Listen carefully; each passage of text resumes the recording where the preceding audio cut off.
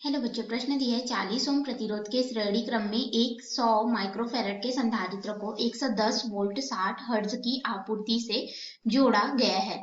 परिपथ में अधिकतम धारा कितनी होगी हम लोग को बताना है। तो हम लोग इस प्रश्न को हल करेंगे, लेकिन सबसे पहले हम लोग यहाँ पे मुख्य अवधारणा देखेंगे, जिसके आधार पे अपने प्रश्न को हम लोग हल करेंगे। तो मुख्य अवधारणा के अंतर्गत हम लोग यहाँ पे आरसी परिपथ का जो है अध्ययन करेंगे। तो आरसी परिपथ में क्या होता है, इसके लिए हम लोग इस चित्र में आते हैं। एक प्रतिरोध आर और सी यानी कि धारिता सी एक दूसरे के साथ इस तरह से श्रेणी क्रम में जुड़े रहते हैं। और यहाँ पे जैसा प्रश्न में बोला गया है कि हम लोगों ने एक वोल्टता दे दी है, जिसकी एक आपूर्ति जो लगी हुई है, जिसमें उसकी आवृत्ति भी है और वोल्टता का मान भी है। तो वोल्टता V और आवृत्ति F यहाँ पे हम लोग लगा दिए हैं, ठीक है। तो इसमें से जो धारा प्रवाहित होगी I, ये दोनों के लिए यानी कि अधिकतम मान ले लेते हैं, तो I नॉट के रूप में दर्शा देते हैं। यह R और C दोनों के लिए समान होगा, क्योंकि यह श्रेणी क्रम में लगा हुआ है।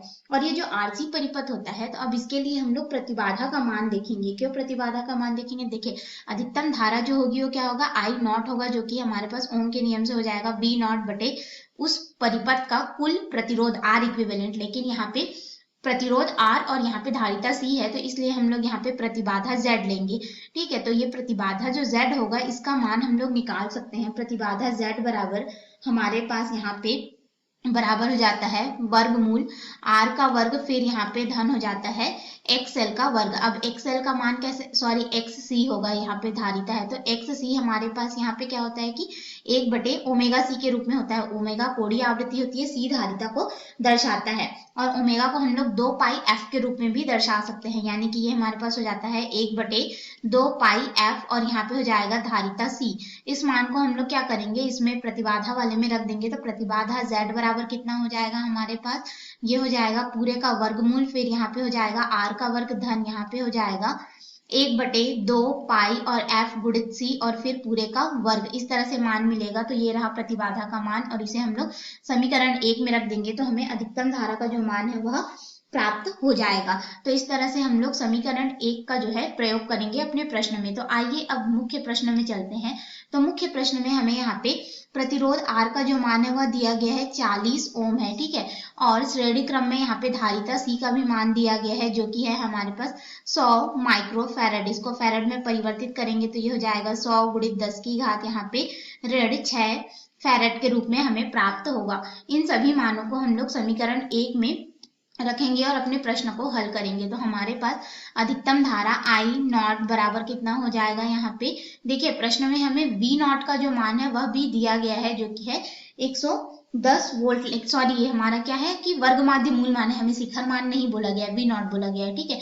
तो हमारे पास यहाँ पे जो V नॉट है उसका मान हम लोग निकाल सकते हैं। ये हमारे पास हो जाएगा वर्गमूल 2 गुणित RMS मान यानी कि वर्ग माध्य मूल मान। तो हमारे पास ये हो जाएगा वर्गमूल 2 गुणित यहाँ पे हो जाएगा 110 वोल्ट, और आवृत्ति F का मान हम लोग को दिया गया है 60 हर्ट्ज है।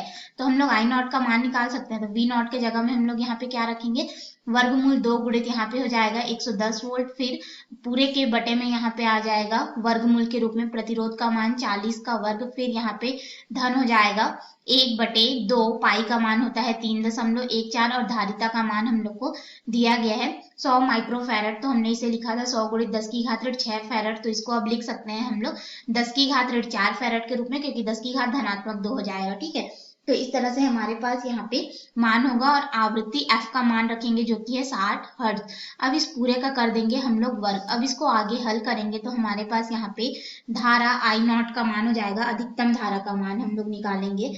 तो इसको हल करेंगे तो देखिए हमारे पास यहाँ पे कितना हो जाएगा, ये 110 गुणित वर्गमूल 2, फिर बटे में हमारे पास यहाँ पे हो जाएगा वर्गमूल के अंदर में हमें मिल जाएगा 40 का वर्ग करेंगे तो हो जाएगा 1600, धन यहाँ पे हो जाएगा 1 बटे इस पूरे का हम लोग वर्ग करेंगे, ठीक है। तो पूरे का वर्ग करेंगे तो ये 4 पाई का वर्ग हो जाएगा, यानी कि हो जाएगा 4 गुणित यहाँ पे 3.14 का हम लोग कर देंगे वर्ग, और फिर यहाँ पे 10 की घात ऋण 4 है, इसका भी हम लोग कर देंगे वर्ग। तो ये हमारे पास कितना हो जाएगा, 10 की घात ऋण 8 हम लोग को प्राप्त होगा। और हमारे पास यहाँ पे जो है 60 है, तो 60 का हम लोग वर्ग करेंगे तो ये हो जाएगा 3600 के रूप में, ठीक है। अब इस पूरे मान को जब हम लोग हल करेंगे तो I नॉट जो धारा है उसका मान हम लोग को लगभग यहाँ प्राप्त हो जाएगा, लगभग के रूप में 3.24 एम्पियर प्राप्त हुआ। और यही हमारे प्रश्न का उत्तर है कि जो परिपथ का अधिकतम धारा है 3.24 एम्पियर हम लोग को प्राप्त होगा। आशा है आपको यह हल समझ में आया होगा।